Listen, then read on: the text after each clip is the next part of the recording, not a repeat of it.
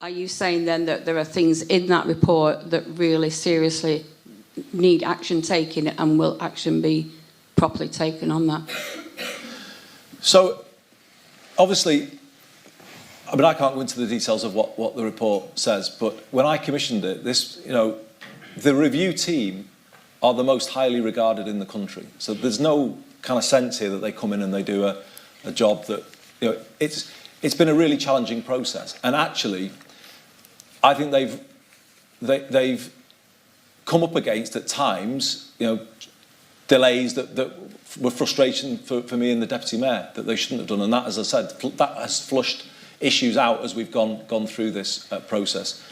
But no, there are individuals named, and those individuals need to be contacted because that's due process. So any public inquiry, we're running to the same standards as would be a public inquiry, where letters, people have to be given a chance to answer what's in the draft.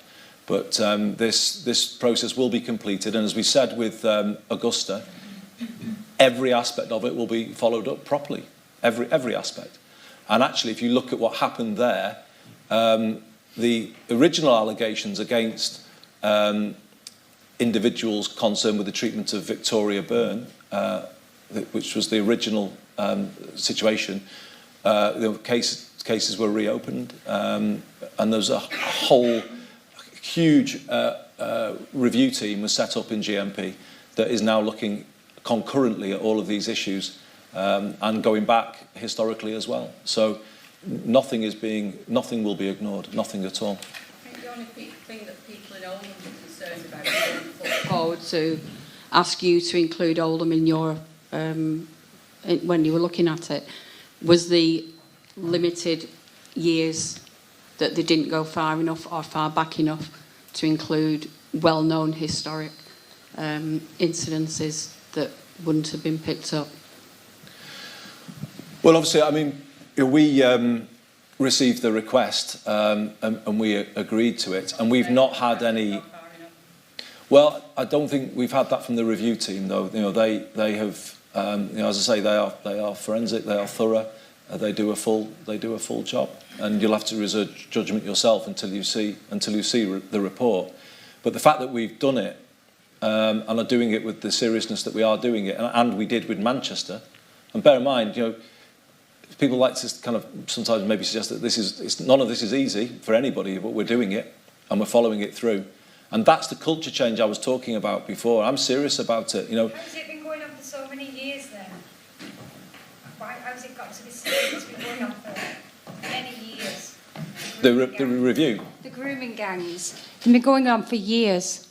Well, that's why obviously we've commissioned the review, but it's not just that there's a review going on that's like a paper exercise. The force is set up. I've been terrible. Correct me if I get the numbers wrong, but or Deputy Mayor's here as well. 350 strong unit. Why was it not stopped in 2013 when it came to light? But that's why the review was set up. If you let me answer the question, that's why the review was set up. Maggie Oliver. But it's still going on.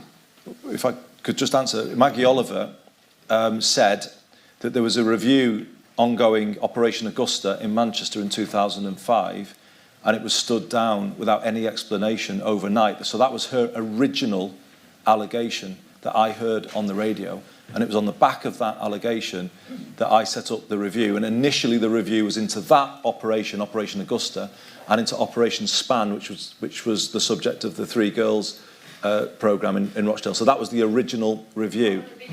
And so, but you asked me the reason why it's been allowed to go on so long.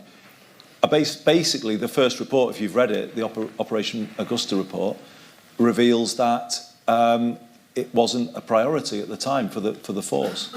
But that's the point of the review. We said, well, we're not accepting that, and we want a culture change within the force. That was the whole point of commissioning the review. So are you going to let political correctness not run the report? Because that is one of the biggest factors in all this. From the Oldham riots 20 years ago now is political correctness. Now, I heard you saying you're going to get more police. Are you going to vet them police properly? Because at the moment, police don't have a good record nationally. They're full of sex offenders and stuff like that. PC Rigby, PC O'Connell assaulted a woman in Manchester. I'll accept police, but they've got to be vetted properly. They've got to be right for the job. That's got to be the priority. And nationally, that's coming out in the papers that the police have failed.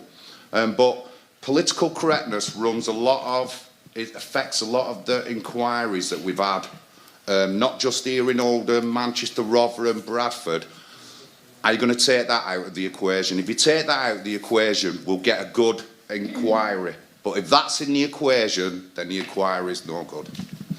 Well, so a couple of things I would say to that. Now, I understand where you're coming from, and Terry might want to answer the point about the vetting of new recruits, which is a fair question, because I'm aware of some of the instances that you're mentioning. So that that's a fair question. But from my point of view about political correctness, well, I wouldn't have commissioned the review if that was my motivation, would I? I mean, I wouldn't have done it because, as I say, it's not been easy. When you shine a spotlight on things in the past, it's never easy, and there are people who'd rather that didn't happen. But I've never done that in my political career. I reopened Hillsborough for the same reason, because I don't believe you should ever just say, oh well, you put a lid on that and you move on. If people are still asking questions, those questions need to be answered. And actually, that review, I thought it might reveal that they stopped the Manchester inquiry because of reasons of political correctness, but actually that wasn't what came through, because it was the real paperwork they looked at. It wasn't. They weren't just looking at they looked at all the papers. It was a question of priorities. Young women, girls reporting sexual abuse were not treated with the seriousness, the respect that they deserved in that period of time. Their experience, care leavers weren't. It was almost like they were just, you can't trust them. That was a part of the culture. So all I can say to you is no. And if you look at the reviewers, I don't know if you've looked into this review team and what they've done. I don't think anyone in Rotherham would accuse them of pulling their punches. And I worked closely with Sarah Champion, who was the local MP there, who was heavily involved in the exposure of Rotherham. So we've learned from all of that, and this is why our review. I say you'll wait to read it, but it's a painful process, but it's an absolutely essential process, and nothing should be flinched from. All of it has to be kind of faced up to, and then all the consequences dealt with, and that's what we're doing. Can I just ask, is there or will there be a dedicated team for this particular thing? Because it's obviously a big thing, and it needs a dedicated team to look into it and to stick with it. You mean to look at the outcomes from the review, you mean? I don't know whether Bev might say something about looking at child sexual exploitation and criminal activities and everything involved. It needs a dedicated team. It can't be just somebody from here, somebody from there. No, you're right. It needs some people who know people and who are expert in it. Yeah, absolutely. And we've got that set up now. But maybe the Deputy Mayor might say something more about that. But you're absolutely right. Specialist unit, and we've got one now. And that was a big product of the first report, a recognition that we didn't have that expertise in one place, one team within GMP. But that has been one of the things that we've done since. But Terry, I mean, do you want to pick up the vetting point? Yeah.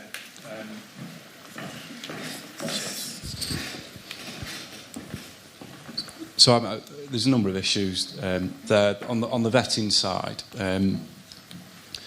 Absolutely legitimate points of view, and I think this is the benefit and why myself and the chief, not just in this force, in our past forces, come to things like this, so you can challenge us, because they're legitimate challenges.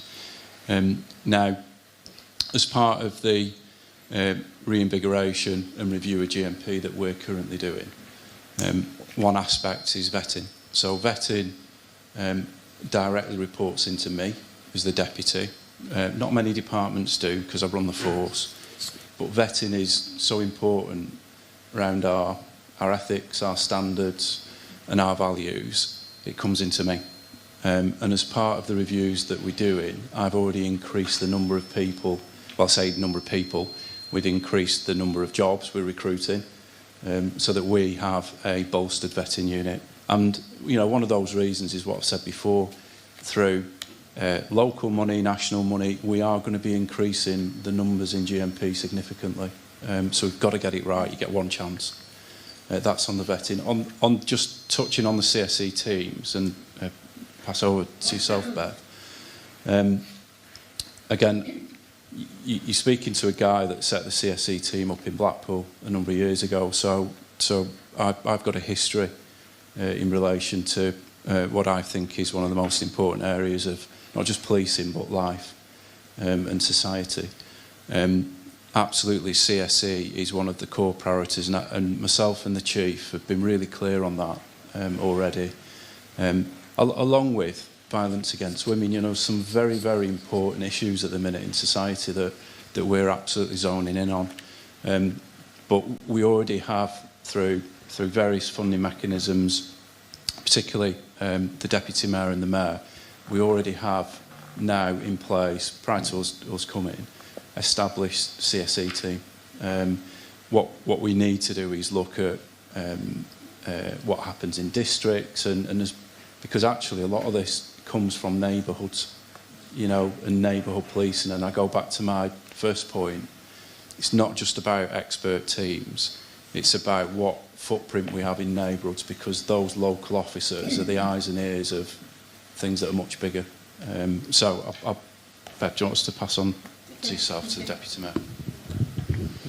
Thanks. Good evening, everybody. I can't say how important it is to both Andy and myself that the issue of child sexual exploitation is dealt with properly. You know, my background's in probation and working with children and young people. It's actually central to what I think my job is about. So, you know, in terms of those of you expressing concern about that, you're pushing completely at an open door, because that's what we want as well. Two things. In terms of some of the historic abuse, and Andy's talked about the Augusta report, it is absolutely clear that at that time, 15, 20 years ago, this issue was not taken seriously. And actually not just by the police, but the children that the review team followed up and examined that were in the case studies for Augusta. They were, almost all of them, they were children who are in care. They were living in residential homes. The social workers knew what was happening to them, and indeed, in some instances, facilitated the access of these men to those young women in residential homes. So this was rife through the professional groups that should have been protecting children, and that was absolutely wrong. So where are we now? In terms of cases that arise now, I'm not going to say that everything is perfect, because it does come down in the first instance, when a report is made, it'll come down to one of the neighbourhood police officers going out to do that initial investigation. And not all of those police officers are experts in this very difficult area. So I'm very conscious, and I do know of cases that have come to me where we haven't got those first steps right. But to try and address that in cases coming through now, as Terry said, we funded a specialist team. It's 150 strong. It's on the back of the Augusta report, because we established a special operation called Green Jacket on that to follow through those cases, because it was clear it wasn't just the cases in the study that had been failed, it was other children as well. So we've established this team, and that team will deal with the most difficult cases, and it will also oversee the work that's done on the districts in similar cases. But we are still getting a large number of historic cases coming through, and they have to be investigated. You know, at any one time, we have across Greater Manchester, I'm really sorry to say, hundreds of these investigations. Absolutely hundreds. And that is the extent. This is another epidemic, actually, in terms of the abuse of our children. And that is what the police are up against. We now, however, have a multi-agency approach. It's not just the police. It's the social services department. It's the health department. It's schools and education. And they're all working together now in a way that wasn't happening 20 years ago. So, you know, things are much better now. We're going to make sure they get even better, but we still have these historic cases to deal with. And where we uncover things that weren't done properly, we will pursue them. You know, that is what we have done, and we won't shy away from that at all. And I think the new leadership we've now got in GMP are with us in that. You know, they won't shy away from it either. We have had, Andy and I, very great difficulty bringing these issues forward. There's obviously been a lot of resistance with the leadership of some of the organisations we've been scrutinising, the former leadership of GMP, some of the councils didn't want this scrutiny, but we've persisted, and we will continue to persist.